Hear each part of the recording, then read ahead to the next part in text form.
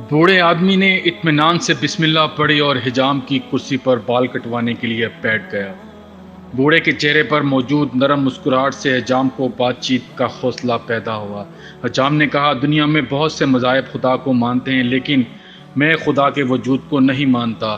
मुसलमान बूढ़े ने पूछा, क्यों नहीं मानते? हिजाम ने कहा, दुनिया में बहुत सी परेशानियाँ, मुसीबतें, बदहाली और अफरा तफरी है। अगर खुदा का वजूद होता तो ये सब मुसीबतें, परेशानियाँ भी मौजूद ना होती।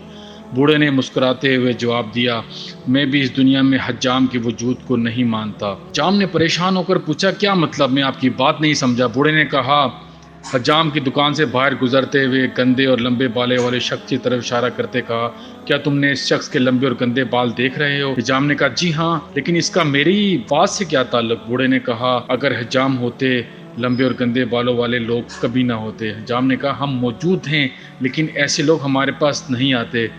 बूढ़े ने मुस्कुराते हुए जवाब दिया, बिल्कुल, खुदा भी मौजूद है, लेकिन लोग हिदायत और सुकून के लिए खुदा की तरफ रुजू नहीं करते।